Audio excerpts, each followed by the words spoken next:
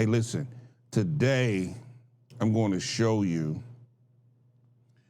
the difference between forcing it to make it happen and positioning yourself for it to happen. So stay tuned, because this is going to be real, and it's really going to help you, and it will change everything. Listen, I am Cliff Watson, and this is the Mind Your Business podcast. So stay tuned. It's about to go down.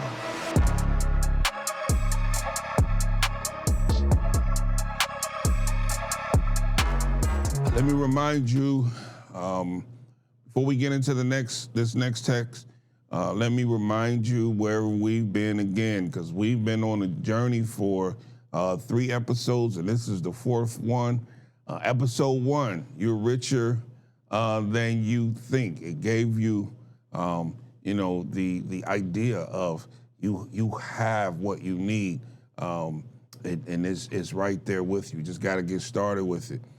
Episode 2, your past doesn't disqualify you, it qualifies you. And you can start building now. That's talking about the survivor builder shift. Episode 3, we talked about how hurt people, but healed people build things. Those 3 episodes, we were looking at Esau, those 3 episodes. But today, we're going to turn the camera, no pun intended, we're going to turn the camera to Jacob, because Jacob had a destiny, but he almost destroyed it by trying to force it. And that is the story of every person that's trying to work hard, and you are hitting the ceiling, and you just can't break through that ceiling. Jacob is more complicated than Esau, as a matter of fact, believe it or not. Esau was easy to read. Jacob is a little harder because Jacob was gifted, Jacob was chosen, and Jacob actually had a legitimate destiny. Genesis 25:23 tells us that before either twin was even born, God declared that the elder would serve the younger. So the oldest twin would actually serve the younger. Jacob's blessing was not a surprise to God. It was ordained before Jacob took his first breath. And that is exactly what makes Jacob's story so convicting for entrepreneurs and builders and those that want to build something in life, because Jacob didn't scheme because he lacked destiny. He schemed because he couldn't be patient. He didn't trust the timeline. He could not feel what he was called to, and instead of waiting for God to open the door, he picked the lock, so to speak. And what happened next is one of the most instructive stories in all of Scripture for anyone who has ever tried to force an outcome that was already coming. Jacob had it coming, but he decided that he was going to take it into his own hands. And now let's look at it. Point number one, the destiny was real, but so was the scheme. All right, we don't want to deny that in this series. The destiny was real, but so was the scheme. Genesis 25:23, it says this: the Lord said to her, 2 nations are in your womb, and the older will serve the younger. Before Jacob did anything, before he grabbed Esau's heel, before he bought the birthright for stew, before he deceived his father, God had already spoken the outcome. Jacob's position was already established in the counsel of God before either boy had ever took a single breath. So it was already done. So here's the question that frames the entire episode. If Jacob's destiny was already ordained by God, why did he scheme to get it? Jacob schemed because he could see the destiny, but he could not trust the process to get there. He knew what was supposed to be his, but the timeline didn't match the urgency. And so he decided to help God out, and that decision didn't cancel the destiny, but it complicated the journey, and that's for sure. It complicated the journey in ways that took years to untangle. He got the blessing. Now, before we were talking about the birthright, now we're talking about the blessing and how Jacob tricked his brother or tricked the father into giving him the blessing. So don't get them confused. He got the blessing, but he had to run from his life. He got the birthright, but he lost his family for 2 decades, okay? Here's the key principle. You cannot scheme your way into destiny. You can only delay it, complicate it, and make the journey harder than it needed to be, all right? Point number 2, what forcing it actually cost you. Here's what it actually cost you when you,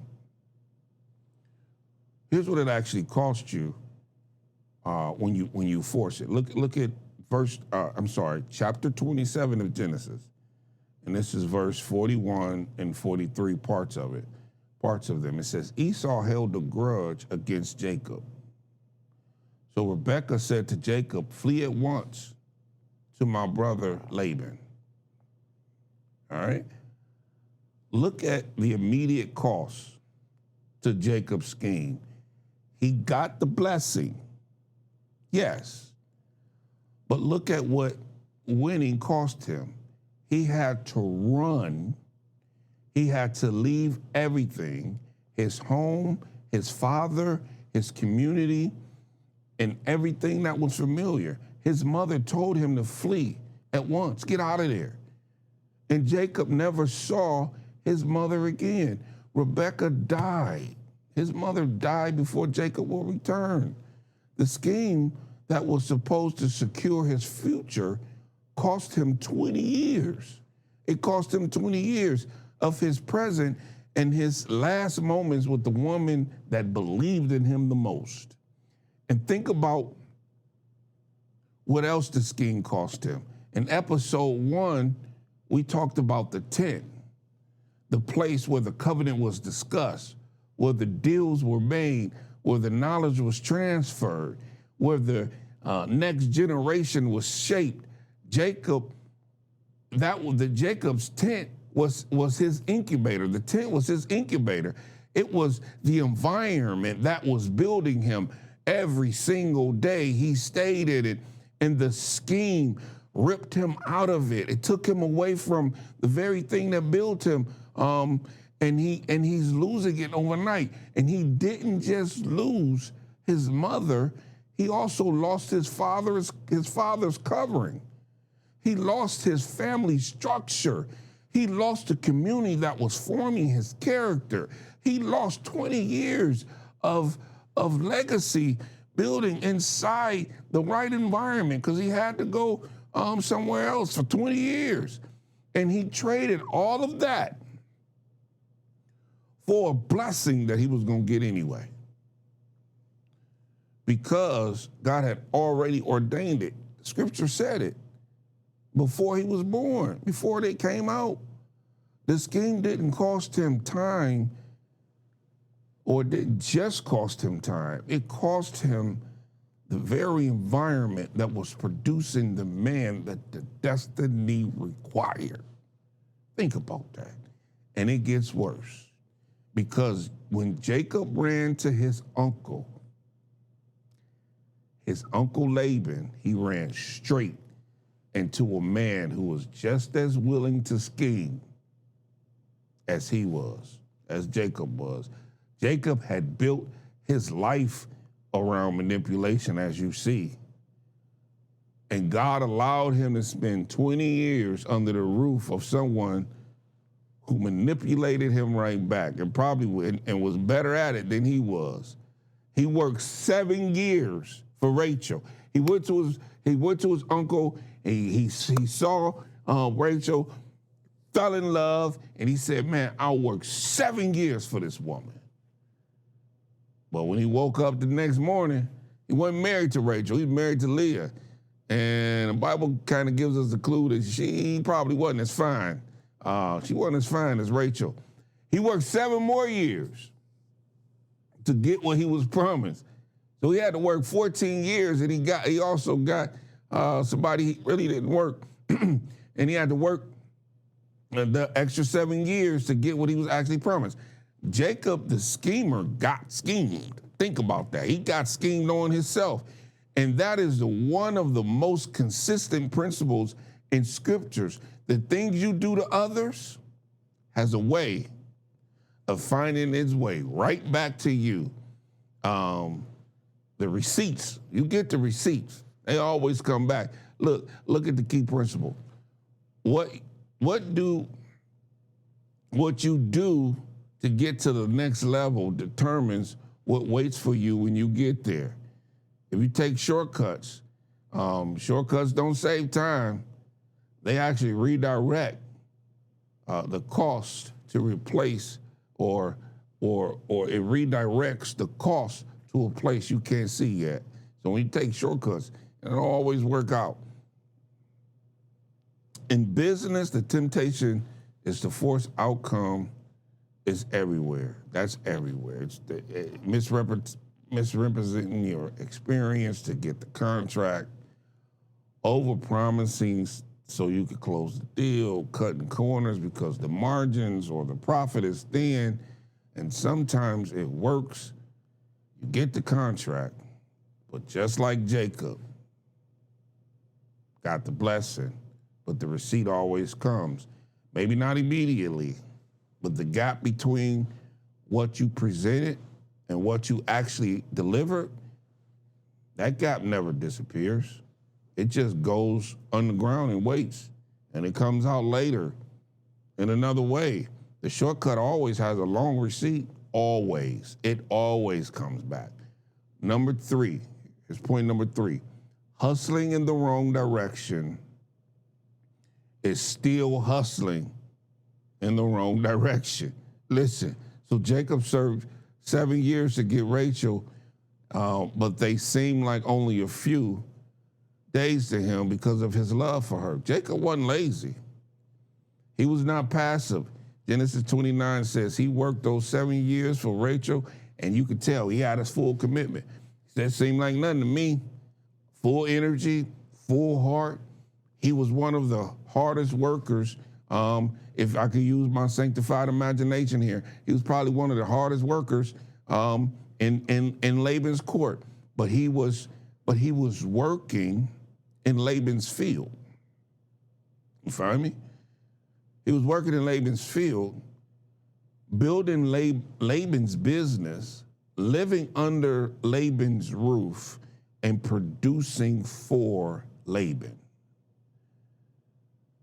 Producing for Laban's agenda, because his scheme had put him in a position where his extraordinary capacity was being poured into someone else's vision for 2 decades. Think about that. That is the hidden cost of forcing it that nobody talks about.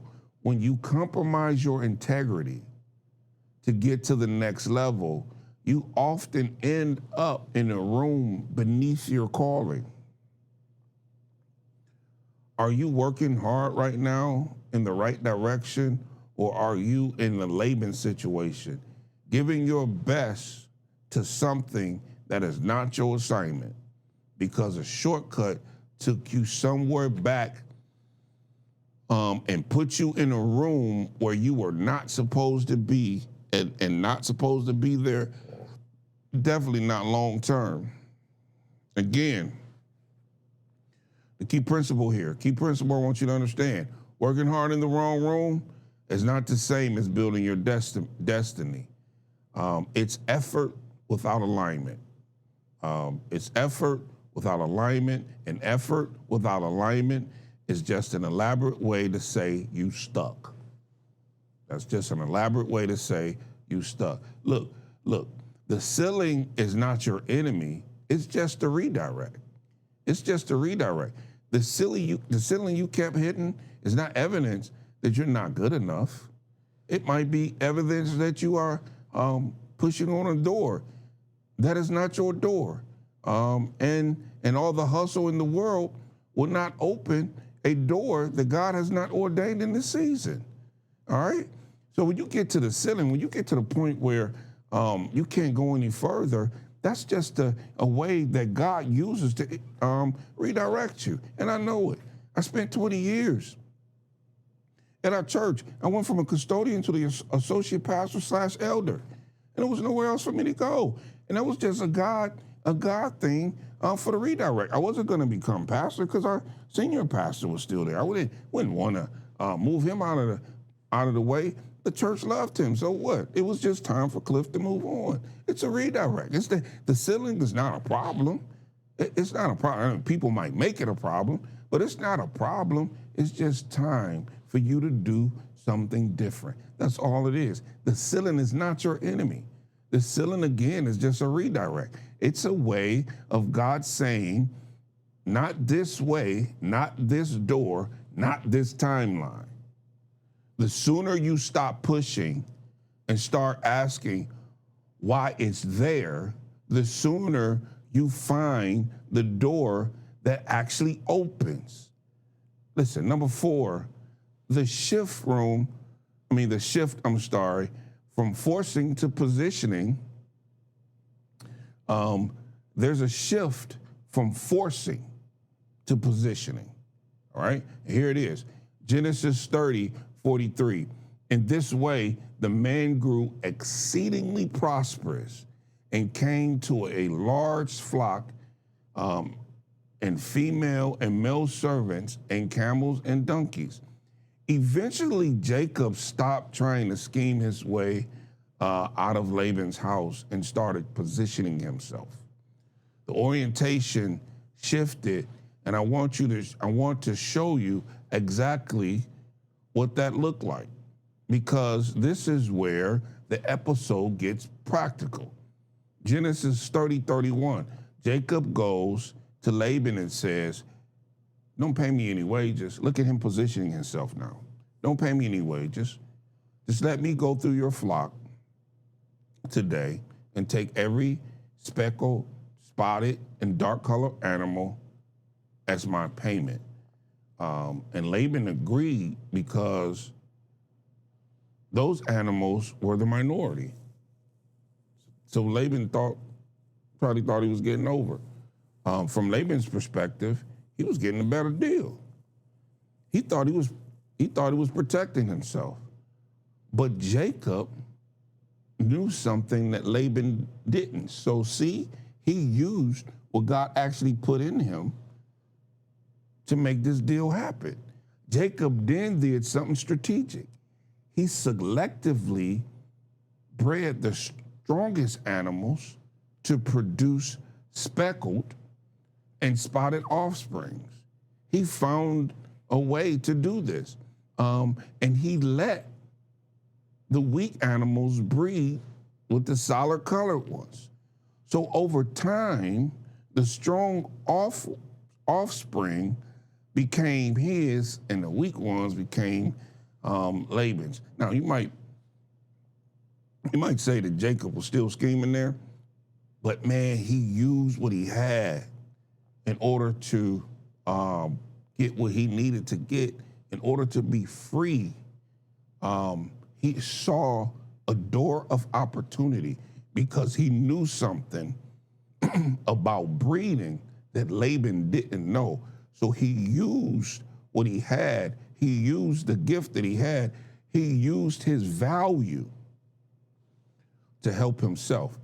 Jacob's flock grew, and it grew strong and numerous, and Laban's grew weak. Genesis 30, chapter 30, 43 tells us the result. Jacob grew exceedingly prosperous large flocks, he had servants, he had camels, he had donkeys.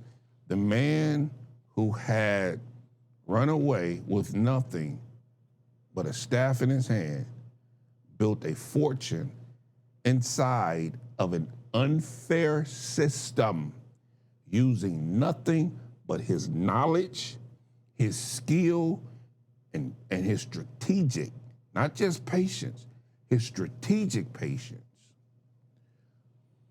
Now, I want you to hear what Jacob did and didn't do here. He didn't demand what he deserved. He didn't go in there and say, give me what I deserve. He didn't threaten Laban. He didn't get hostile. He didn't manipulate the agreement. He worked strategically within it. This was like a contract.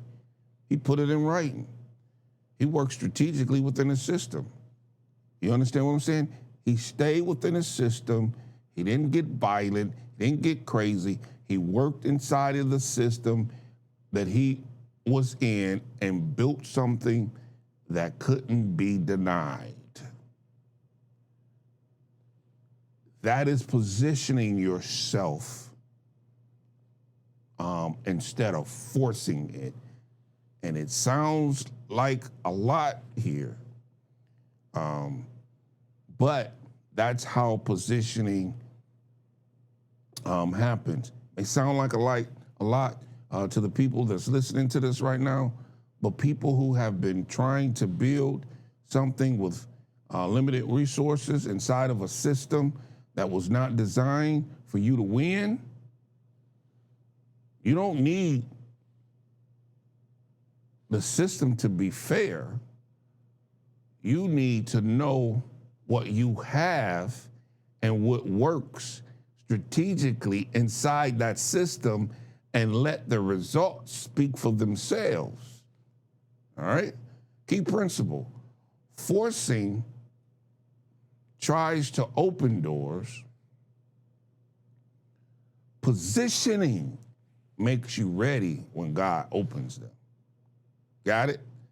When you force, tries to open it, but positioning yourself, it puts you, it makes you ready when God opens the door.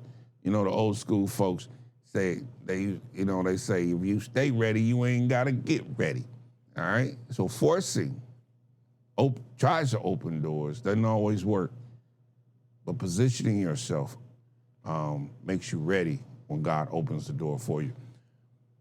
Here, the forcing, I'm gonna put some framework around it. I just love to do this kind of thing to kind of help you solve a problem and have a solution to a problem. The forcing versus positioning framework. Let's look at this. Forcing looks like this. Over-promising to close a deal you're not ready for, all right? Misrepresenting your experience to get in the room, rushing a relationship to get the outcome you want, taking a shortcut that compromises your integrity, pushing on a door that keeps not opening, and instead of asking why, you just keep pushing the door. Here's what positioning looks like. Developing your skill past the level the opportunity requires. So now you have a skill that you use, and you're gonna develop that skill and make yourself better, make you more valuable, building your reputation so doors find you instead of you chasing them. Building your reputation right in the system where people begin to like you. They know you a hard worker. They know that you've worked hard on developing your skills. They know you went above and beyond, all right? That's what positioning looks like. Building your reputation instead of, that opens doors instead of you chasing them. Serving with excellence. Everything you do should have excellence behind it, not perfection. Because none of us are perfect, but work in excellence in the assignment that's in front of you. Do it to the best of your ability. That assignment that's in front of you right now. Letting your gifts make room for you instead of your schemes. So when you go into the room and your gifts made room for you in that room, oh my God, it's a whole different situation. See, now you're able to handle the room and the conversations, and people in that room respect you because you're there, and those that don't, they can't deny it because your gifts made room. They know you had the value and the talent and the skills to be there. But when you scheme to get there, people gonna scheme to try to get you out. Trust in the timeline, even when it doesn't match your urgency. I know that's hard, but you gotta trust God's timeline. The question to ask here's the question. Am I trying to force this door open, or am I trying to force this opportunity, or am I positioning myself to be ready when the door opens? And here's what I want you to take a look at as we get ready to close. Stop forcing and start positioning. Jacob had a real destiny. It was ordained before he was born. And he spent decades complicating that destiny by trying to force it on his own timeline, through his own methods. He got everything he was promised, but he got it the hard way. Man, he made it difficult for himself. Instead of just trusting God, he got it the hard way when God had an easier way already planned. The ceiling you keep hitting, it's not evidence that your destiny isn't real. That's not it. It might be evidence that you are still trying to force what God is trying to do to refine you. That the process you keep trying to skip is the process that is building the character that you need in order to go to the next level. It's the character that the next level actually requires, because the next level doesn't require more skill. It requires more character, and character cannot be schemed. You can't scheme your character. It can only be built, and God is the one that builds the character. And he uses the life process to build it. He takes you through life to build your character. Hey, listen, the next episode, we're going to talk about what happens when Jacob finally stopped running, stopped forcing, and comes face to face with God. It's going to be interesting. In his most broken moment, and I'm going to show you how everything we talked about today, the schemes, the shortcuts, the Laban series, the ceiling, all of it was preparation for the moment that changes his life. Episode 5, we're going to call it From Broken to Built. You don't want to miss it. Here's your action steps this week. Here's your action steps. I want you to keep on moving, because this podcast, we want to take you deep. We want to take you deep. We want to solve some problems. Run the forcing versus positioning audit on your life right now. Step number 1, and this is going to be on the website. It's going to be on the website, IamCliffWatson.com. Identify the door you've been pushing on, the deal,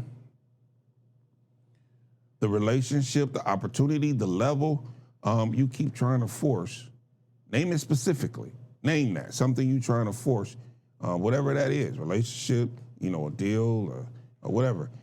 Ask honestly, am I forcing this or positioning for it? Step number 3, identify one thing you can do this week to develop yourself for the next level instead of trying to force your way into it. Do you need to develop that skill more? Do you need to go to school for something?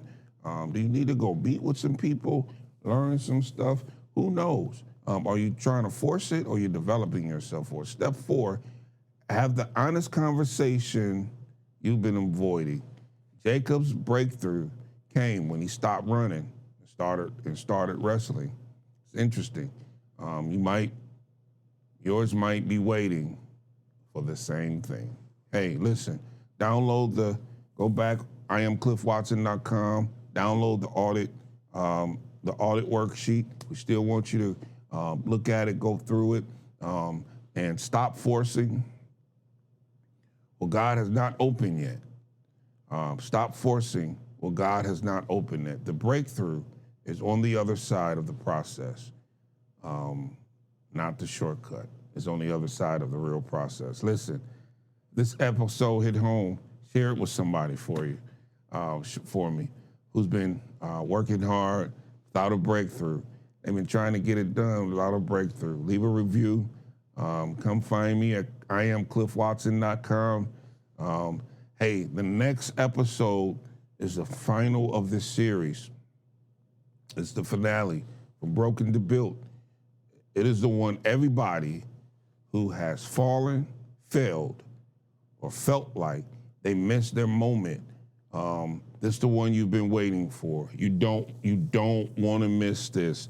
You don't want to miss it. Hey, listen, before I let you go, you know what I need you to do? I need you to do those 4 things for me. First, go to YouTube. Go to YouTube and subscribe to Mind Your Business Podcast. That's our YouTube channel. That's where you get these full episodes. Listen, we do it every week. Second, follow Mind Your Business on Facebook, and then I Am Cliff Watson on Instagram. That's where you're going to get some clips, the short clips, some updates, and even some behind-the-scene content. Third, like this episode wherever you has been looking at it. Like it, write a review, and because it only takes 30 seconds, but it helps people to find us, helps people to find the content, and it helps people to get help. And then fourth, go to IamCliffWatson.com and download the Forcing versus Positioning Self-Assessment. It's free, and it will help you to do the work we talked about today. Hey, listen, in some weeks, we're going to do the Mind Your Business University. We're going to do the Mind Your Business University, and it's going to be for those who've been overlooked, those who've been knocked down, those who are looking for that second chance, and they want to build that first-class life. Mind Your Business University, hey, it's coming soon. We're going to have more information about it soon as we continue to grow.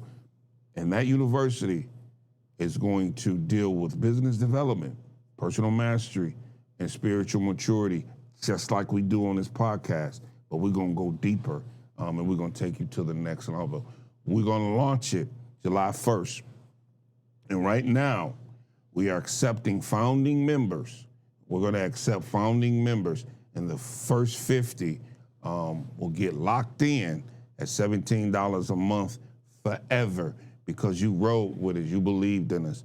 And not just for the first month, it's going to be forever. So listen, we're going to give you more information about it soon, where we're going to be and how you get locked in. But hey, right now, thanks for listening to us.